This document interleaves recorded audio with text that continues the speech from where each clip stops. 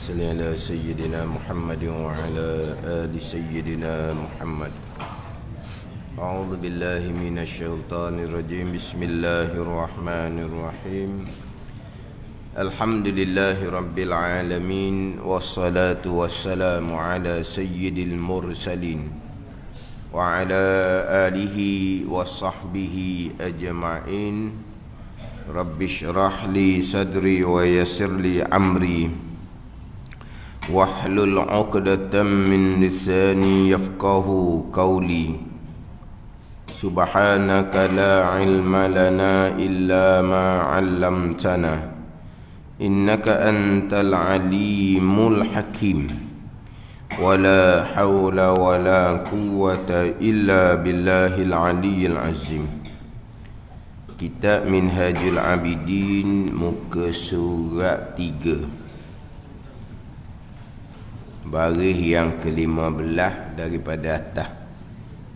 Kita berhenti minggu lepas tu di tengah ceritaan, di tengah riwayat. Qala al-muallifu rahimahullahu ta'ala wa nafa'ana bi'ulumihi amin. Maka melihat ia Ibnu Harazim akan Imam Ghazali. Melihat ni di dalam tidur. Jadi melihat akan Imam Ghazali dalam tidur ni dalam mimpi lah. Maka menyeru ia, memanggil ia Imam Ghazali akan Ibnu Hawazim, menyeru kepada Rasulullah sallallahu alaihi wasallam dalam mimpi. Maka berjalan aku di sini Ibnu Harazim serta Imam Ghazali. Maka tak kala berhenti kami ni Ibnu Harazim dan Imam Ghazali antara hadapan Nabi sallallahu alaihi wasallam dan padanya, padanya mana di sisi Nabi sallallahu alaihi wasallam syaikhan. Siapa syaikhan di sini? Syaikhan ni yakni Sayyiduna Abu Bakar dan Sayyiduna Umar. Ni cerita riwayat berkaitan dengan mimpi orang-orang yang soleh, yang mana Syahid Al-Fatan ni menakalkan cerita ni daripada Imamul Arif Ibnul Malik. Imamul Arif Ibnul Malik meriwayatkan daripada Abil Abbas Al-Mursi, yang meriwayatkan daripada guru kepada Abul Abbas Al-Mursi adalah Imam Abul Hasan Asy-Syazili. Imam Abul Hasan Asy-Syazili cerita ni daripada Imamil Alimil Kabir Ibnu kita minggu lepas tak baca tu, daripada Imamil Kabir Ibnu Harzihim, yang dimasyhurkan dengan Ibnu Harazim. Ini ceritaan mimpi Ibnu Harazim. Siapa Ibnu Harazim ni? Al-Imamul Alimil Kabir. Ni ulama-ulama belaka ni. Ceritaan orang-orang yang ada kedudukan di sisi Allah, tetapi apabila ada kesalahan, segera diperingatkan oleh Allah Subhanahu wa ta'ala. Adapun orang-orang yang jauh daripada Allah melakukan perkara-perkara yang dilarang, tak ada peringatan pun. Hak banyaknya istidraj, Allah membiarkan. Adapun hak ni kisah berlaku di kalangan ulama-ulama, orang-orang yang ada kedudukan di sisi Allah Subhanahu wa ta'ala. Jadi ini Syekh Al-Fadhil ambil cerita daripada hak imam-imam yang muktabar. Contohnya Imam Abul Hasan Asy-Syazili, Imam Ahlussunnah wal Jamaah dalam ilmu tasawuf, selain daripada Imam Ghazali, selain daripada Syekh Junaid Al-Baghdadi, Imam Ahlussunnah wal Jamaah dalam tasawuf. Yang mana Imam Abdul Hasyam As-Sazili mengatakan bahawa Dia Imam Abul Hasan Asy-Syadzili, muridnya Abu Abbas Al-Mursi. Murid pada Abu Abbas Al-Mursi adalah Ibnu Athaillah As-Sakandari tu. Ibnu Hikam Ibnu Athaillah As-Sakandari. Ibnu Athaillah As-Sakandari ni murid kepada Abul Abbas Al-Mursi.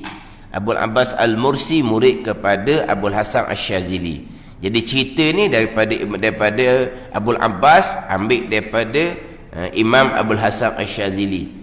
Yang mana Imam Abul Hasan Asy-Syadzili mengatakan sesiapa yang tidak mendalami ilmu tasawuf, mati dalam keadaan dosa besar, dalam keadaan tidak menyedari.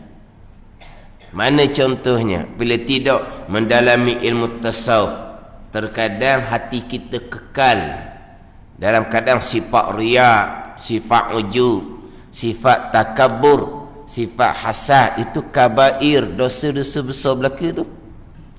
Itu dosa-dosa besar belaka tu. Dalam keadaan kita tidak bertaubah, taubah wajib ijma' ulama.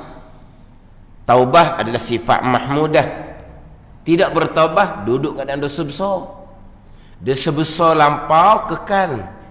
Dosa besar sekarang tidak bertaubah. Dosa besar hak dikerjakan untuk kekal. Dosa besar tidak akan lepas dengan amal ibadah. Dosa besar tidak akan lepas dengan amal ibadah. Saya ada dengar dalam radio tu, dia ambil mutiara kata, siapa tak tahulah, amal ibadah kita ni boleh mengkifaratkan dosa besar. Tak. Nabi kata as-salawatul khamsu wa jum'ah ila jum'ah wa ramadan ila ramadan mukaffiratun bainahunna idza jutunibatil kaba'ir atau kama qala. Sembahyang 5 waktu. Jumaat minggu hadapan. Ramadan tahun hadapan. Tuhan Nabi kata akan menghapuskan dosa antara selagi tidak mengerjakan dosa besar. Selagi tidak mengerjakan dosa besar. Tak ada dah besar sekali dah tu. Sembahyang 5 waktu, hak paling besar. Jumaat, hak paling besar. Ramadan, hak paling besar. Tidak mengkifaratkan dosa besar. Dosa besar, ijma' ulama wajib bertaubat.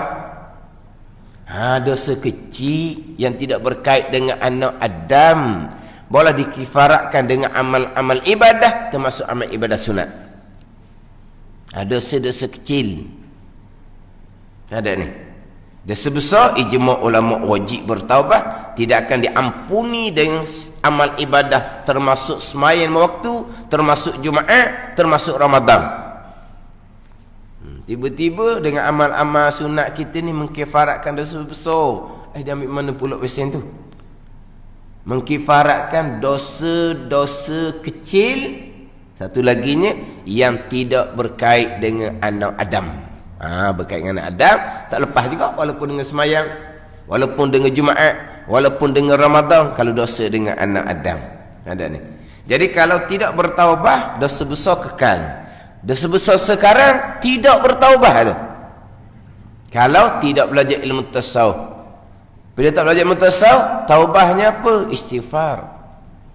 Taubahnya apa? Sembahyang sunat taubah. Istighfar tu zikir lisan.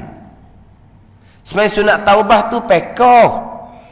Taubah ni ta'ah batin, bukan ta'ah zahir. Sebab tu taubah ni sifat mahmudah yang pertama dalam kitab penawar bagi hati. Istighfar disunatkan, jangan salah faham. Sembahyang sunat taubah, kita maklum sunat. Taubah wajib ijma' ulama. Kalau istighfar itulah taubah, istighfar wajib lah. Kalau sembahyang sunat itulah taubah, sembahyang sunat taubah wajib lah. Sebab taubah wajib. Itu sunat. Tapi jangan salah faham ni.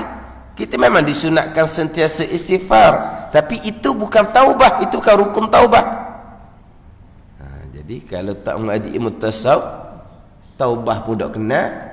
Tidak bertaubah dari dosa-dosa lampau, duduk dalam keadaan dosa besar lampau kekal. Dosa besar sekarang tidak bertaubah, konon-konon wa amal sunat, tidak akan diterima sama sekali oleh Allah Subhanahu wa taala ni. Kata ini kata Imam Abdul Hasan Asy-Syadzili, tidak mendalami ilmu tasawuf mati dalam keadaan mengekali dosa besar, dalam keadaan tidak menyadari, sebab kita rasa kita tidak sejik surau wa amal dah. Ada sebesar riak, ada sebesar ujub, ada sebesar takabur, ada sebesar hasad. Mati dalam keadaan mengekali dosa besar. Kalau kita katalah orang tu mati, Allah lah, mati dalam keadaan mengekali dosa besar, berjudi, tak tinggal-tinggal, mabuk sepanjang masa, Allah, mati dalam keadaan seumpama tu, kalau Tuhan tak ampun kau, tak ada bahagian lah. Dah mati dalam keadaan dosa besar, berjudi tak tinggal, mabuk tak tinggal. Warna pandangan kita, kalau Tuhan tak ampun, tak ada bahagian lah. Kalau Tuhan tak ampun, dosa besar tu. Macam mana kalau orang mati dalam keadaan kekal riak, ujub, takabur, hasad? Macam mana? Itu dosa besar tu. Ini Imam Abdul Hasan Asy-Syadzili mengatakan, tidak mendalami ilmu tasawuf mati dalam keadaan dosa besar, dalam keadaan kita tidak menyadari, konong-konong buat amal sunat tu bohong. Tu bohong tu, tu bukan. Nak buat amal sungguh, belajar. Jangan duk reka-reka, gamuk-gamuk sendiri, jangan. Ada ni, belajar molek. Terutama sekali hak bab dan hati, tempat tilik Allah Subhanahu wa taala. Hak hati hak payah, sebab tu kena mujahadah. Bayangkan kalau hati kita takabur sebati dah. Nak hilang ke mana? Hak zahir mudah je. Kita belajar pekoh molek, kemah semayang. Kita belajar Quran molek, kita mengaji Quran, jaga hukum. Akidah tetap dah tu awal-awal. Ni hak kita nak mujahadah, nak buang sifat takabur. Nak tengok kita ni ada tak sifat takabur. Kita boleh tak nak minta maaf dengan orang bawahan yang kita dulu ada kesalahan dengan mereka? Boleh ke tak? Apa? Kita kena minta maaf lah dengan mereka. Kita ni orang besar dulu, ini orang bawahan, derebar je dulu ni. Kena minta maaf. Lah, kita berhajat kepada kemaafan dia. Kita perlu kepada kemaafan dia. Kalau tidak, mahsyar kita kat berat lah. Dia tak ada apa-apa dengan kita. Kita tu tak minta maaf sekarang, merangkaklah daripada mahsyar. Kena cari dia. Nak minta maaf warna malu. Malu apa? Kita ni orang standard. Makna apa tu? Masalah lagi mengekali sifat takabur. Kan? Kita bayang kalau kita dulu orang pakat. Biarlah kita tak ada pakat dulu pun. Tak ada pakat pun. Nak minta maaf dengan orang yang kita sentiasa herdik. Sentiasa kita buat dia macam hamba. Kelik kawan tu, senyap kawan tu, malu sama kawan tu. Nak kena minta maaf. Itu dosa anak Adam. Dosa besar kita dengan anak Adam tu, bukan dosa kecil. Minta maaf. Mana? Tu nak kena mujahadah hati tu. Tapi bab pokok-pangkalnya balik kepada ilmu. Jadi Imam Abdul Hasan Asy-Syadzili di antara imam Ahli Sunnah wal Jamaah dalam ilmu tasawuf. Jadi nak cerita di sini berkaitan dengan Ibnu Hawazin. Ibnu Hawazin cerita kepada murid dia. Ibnu Hawazin ni dia kata dia menjahat sangka di Imam Ghazali. Dia mencela kitab Ihya Ulumuddin Imam Ghazali dan menyuruh supaya menghimpunkan nuskah kitab Ihya Ulumuddin. Dicita nak bakar kitab Ihya Ulumuddin. Ini al-imamul alimil kabir ni, bukan orang biasa-biasa. Orang ni orang-orang yang lebih di sisi Allah Subhanahu wa taala. Maka melihat ia Ibnu Hawazin akan Imam Ghazali dalam mimpi, maka menyeru ia, mana memanggil ia Imam Ghazali akan Ibnu Hawazin kepada Rasulullah sallallahu alaihi wasallam, menghadap kepada Nabi sallallahu alaihi wasallam. Ni dalam mimpi. Mimpi orang yang soleh, mimpi yang sebenar. Mimpi kita mainan tidur. Mimpi kita mainan tidur. Tak usah duk mikirlah mimpi tu. Duk mikir orang ni mimpi gini, duk mikir dah ayah tu mainan tidur je. Mimpi orang soleh, mimpi yang sebenar. Maka berjalan aku, kata Ibnu Hawazin, sertanya Imam Ghazali. Maka tak terlalu berhenti kami Ibnu Hawazin dengan Imam Ghazali antara hadapan Nabi sallallahu alaihi wasallam dan padanya, mana di sisi Nabi yang salam, syaikhan ni orang yang lebih di sisi Allah. Syaikh dari segi lughahnya orang mau 40. Orang mau 40 panggil syaikh. Tapi dari segi istilah syaikh ni orang yang ada kelebihan di sisi Allah walaupun umur dia muda. Dia syaikh ni kalau segi bahasa Arab, orang umur 40 ke atas syaikh lah. Itu segi bahasa. Tapi kalau kita sama tua, kita tak panggil syaikh lah. Kita ni tua je. 40 ke atas betul lah syaikh dari segi lughah. Tak payah gelar syaikh lah. Syaikh ni orang yang ada kelebihan di sisi Allah walaupun budak sekalipun. The syaikh. Kalau dari segi lughah umur 40 lah. Jadi syaikhan di sini yakni Sayyiduna Abu Bakar dan Sayyiduna Umar. Sahabat Nabi sallallahu alaihi wasallam yang terkenal ni. Maka sembah ni tanya, bukan sembah ni sembah, bukan ni tanya. Macam ni hok di istana lah sembah menghadap. Sembah menghadap ni bukan pergi sujud, mana ada sembah. Ni sembah di sini bertanya. Maka sembah mana tanya Imam Ghazali, apa dia? Ya Rasulullah, ini yakni orang ini. Siapa orang ini ni? Ibnu Harazim menyangka bahawa aku, Imam Ghazali, berkata daripada engkau, daripada Nabi SAW, barang yang tiada engkau berkata. Ibnu Harazim kata, aku kata daripada engkau. Mana aku kata, ini sabda Nabi sallallahu alaihi wasallam, barang yang tiada engkau berkata. Hadis ni tak ada engkau kata pun. Sebab apa? Sebab dia kata hadis maudhu', hadis makzub di dalam Ihya Ulumuddin, hadis bohong. Maksud dia gitu nah. Anak sekarang ni 200 300 dalam kitab Ihya hadis maudhu', lama dah duk bahas bab ni. Ulama muktabar jawab belaka dalam bab ni. Pada ni.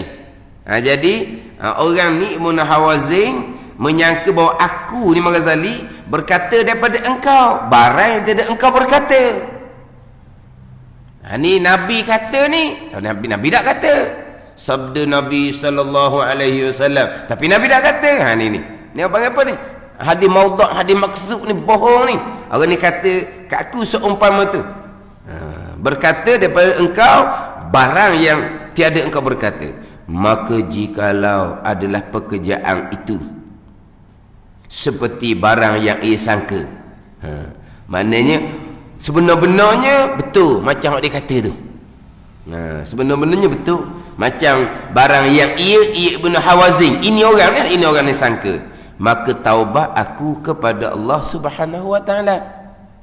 Dan sebaliknya, dan jika ada sesuatu yang sudah engkau elokkan dia, sesuatu ya Rasulullah, maka hasillah bagiku daripada barakah engkau, maka ambil olehmu bagiku hakku daripada khasamku, daripada orang yang melawan akan daku. Dan jika ada sesuatu yang sudah engkau elok akan dia akan sesuatu, ya Rasulullah, mana apa ni sesuatu yang aku kata ni, sesuatu yang memang daripada engkau ya Rasulullah. Ni bukan maudhu' ni, memang daripada engkau ya Rasulullah. Telah hasilah bagiku daripada barakah engkau, maka ambil olehmu, mana ambil kesalahan olehmu ya Rasulullah, bagiku hakku.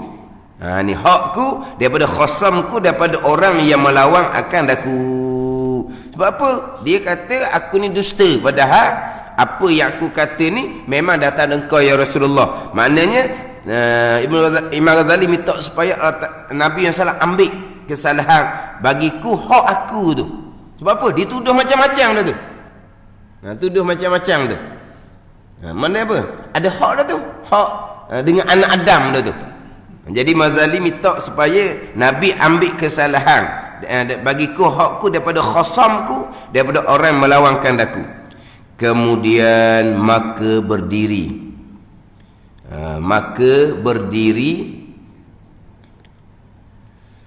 di lututnya, maka berdiri di lututnya, berdiri ia Maka berdiri ia Imam Ghazali di lutut Nabi sallallahu alaihi wasallam hingga diberi akan dia di mana ni badan dia kitab Ihya Ulumuddin bagi Nabi sallallahu alaihi wasallam. Mana pun ni Imam Ghazali pergi dekat dengan Nabi, kemudian beri kitab Ihya Ulumuddin kepada Nabi sallallahu alaihi wasallam. Maka menilik padanya pada kitab Ihya sallallahu alaihi wasallam oleh Nabi sallallahu alaihi wasallam 1 daun, kemudian 1 daunnya, 1 helai, kemudian 1 helainya. 1 daun ni 1 helaian. Selak semuka Nabi sallallahu alaihi wasallam tilik kitab Ihya Ulumuddin hingga habis kepada akhirnya kitab Ihya Ulumuddin. Kemudian selepas dan Nabi tilik, maka bersabda ia Nabi, demi Allah bahawasanya kitab Ihya suatu yang amat elok. Kemudian maka diberi akan kitab Ihya Abu Bakar kepada Abu Bakar, maka menilik ia Abu Bakar radhiyallahu anhu padanya pada kitab Ihya. Demikian juga menilik mana pun demikian juga 1 daun kepada 1 daun hingga habis, sela demi sela hingga habis. Maka berkata ia Abu Bakar, bahkan demi Tuhan yang membangkitkan di kau Nabi yang sebenar ya Rasulullah, bahawasanya kitab ini, kitab Ihya sangat baik. Kemudian diberi akan kitab Ihya kepada Umar radhiyallahu anhu, maka menilik ia Umar kepada kitab Ihya demikian juga, yakni 1 helai kemudian 1 helai sehingga habis kitab. Kemudian maka berkata ia Sayyidina Umar seperti Siddiq, seperti Abu Bakar As-Siddiq, sama je. Kitab ni kitab yang sebenar. Maka menyuruh sallallahu alaihi wasallam menanggal kain orang yang menyangka akan kitab Ihya Ulumuddin ni, dan hendak didera akan dia. Hak menuduh, kena dera akan hak menuduh kata kitab Ihya ni kitab yang mana penuh dengan hadis-hadis yang maudhu'. Maka menanggal ia orang yang menyangka, itulah Ibn Hawazin, kainnya, dan dipukul oleh Nabi SAW akan orang yang menyangka tadi Ibn Hawazin. Kemudian mensyafaah akan dia, menolong akan dia akan orang yang menyangka, itulah Ibn Hawazin, Abu Bakar oleh Sayyidina Abu Bakar radhiyallahu anhu.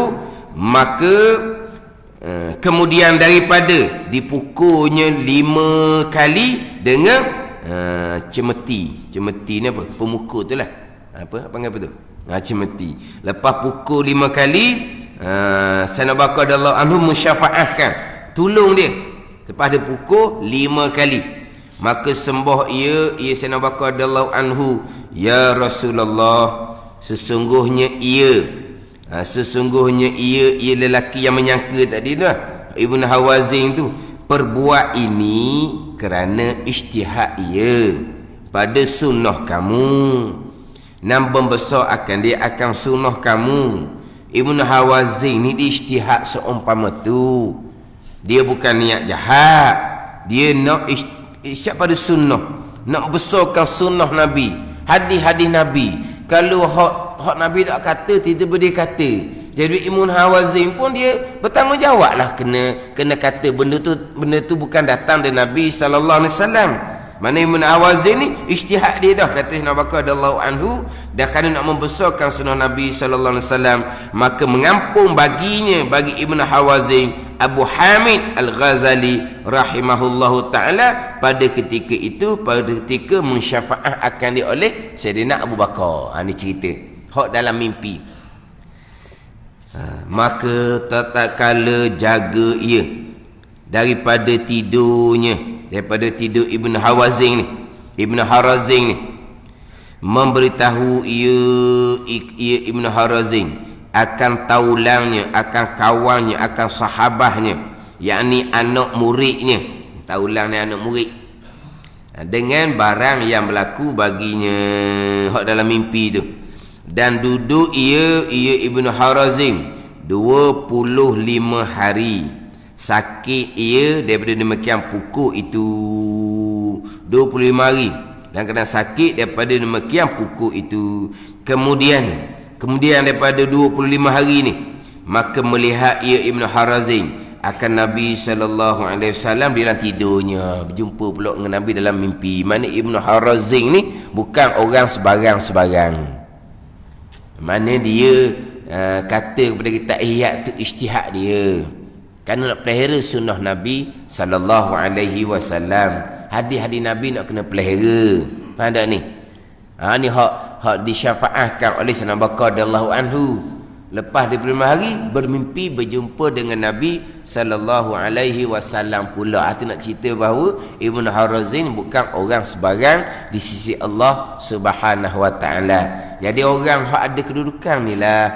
Kalau ada silap, mana apa ni? Segera Allah Taala menyedarkan. Kita orang hak tak ada kedudukan ni buat apa salah pun segor meganya, berbangga. Last lah barulah Tuhan peringat. Tu pun tak sedar lagi. Apabila dapat aja, Tuhan redha, Tuhan bersama, debok jatuh. Mana bunyi Tuhan redha, Tuhan bersamanya? Ada dah. Tapi sedar ke tak? Meta semacam, sombong semacam, angkuh semacam. Ada ni. Di atas macam-macam. Setakat ni mengajar, ceramah, tak ada cerita apa pun, cerita hak ilmu agama pun. Nak kacau molek-molek ada. Nak kacau molek-molek ada. Saya pergi hak RTN tu. Dia tersenyum je. Senyumlah kata. Setahun lebih dah orang ogeh nak suruh berhenti. Nak suruh hentikan. Jangan. Saya di RTN itu memang diarahkan supaya hentikan. Jangan masuk dalam RTN. Sebab apa? Dia sudah cek latar belakang. Latar belakang dia mengajar di tempat-tempat. Tu nak lihat tu. Tu je. Ada di antara orang mengajar kena petang tu, RTN tu, FB dia ada. Doktor tu FB dia. FB dia adalah. Cek FB saya mana ada apa, tak ada apa pun. Tapi cek tempat mengajar. Arah hentikan. Lepas tu kamu nak ganti siapa? Dia tak kira nak ganti siapa, hentikan dulu. Sebab ganti tu cerita kemudian. Siapa ke dapat sambutan hak kuliah tu. Tak apa, kita boleh cari orang kita yang boleh dapat sambutan juga. Konongnya. Tapi hak orang atas nak cerdik. Tak apa. Nak ganti, nak suruh hentikan, boleh. Tapi awak datangkan orang dulu yang boleh ganti program yang sama. Awak datangkan orang, saya hentikan awak ada. Cerdik. Boleh. Saya akan hentikan awak ada, tapi di masa sama awak datangkan orang yang boleh meneruskan. Yang boleh ganti balik tempat yang sama. Bicara tajuk yang sama. Datangkan orang tu dulu. Kita hentikan awak ada. Lepas tu dah klik nak cari apa? Tapi dia dah suruh hentikan dulu. Lepas tu program tu macam mana? Tak kira. Ni. Faham tak ni? Setahun lebih. Barulah boleh tambah selagi program pagi Jumaat pukul 10 tu. Setahun lebih tu program tu rancang. Tapi nak tambah program kan ni, pukul 6 petang pun orang suruh buang. Kenapa? Kerana ilmu yang disampaikan. Tak dicek latar belakang. Cek. Ni bukan. Betul je. Ada ni. Kuliah agama pun nak kacau. Nasib baik hak ni, mungkin orang hak ni pun kita tak sampai hati nak hentikan program agama, tak sampai hati. Takkan kita ni bertugas kerja awak apa? Hentikan program agama. Tapi dia ditekan tak. Tapi dia cerdik. Tak apa, saya hentikan. Cari orang dulu. Hak boleh ganti. Kita hentikan.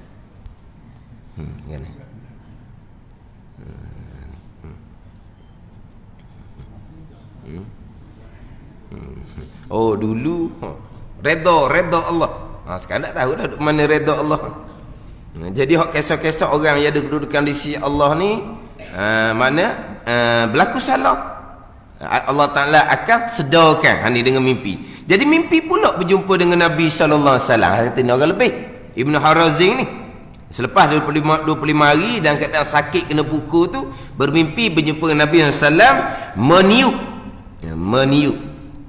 Maka melihat ia Ibn Harazim akan Nabi SAW dalam tidurnya meniup, bukan menyapu dengan tangannya, tangan Nabi SAW yang mulia, lagi barakah di atas Ibn Harazim, di tempat Ibn Harazim dipukul. Maka sembuh ia Ibn Harazim daripada sakit demikian pukul tu. Sembuh daripada sakit demikian pukul. Itu kelebihan Ibn Harazim. Maka dipukul akan daku, maka taubah aku. Maka dipukul,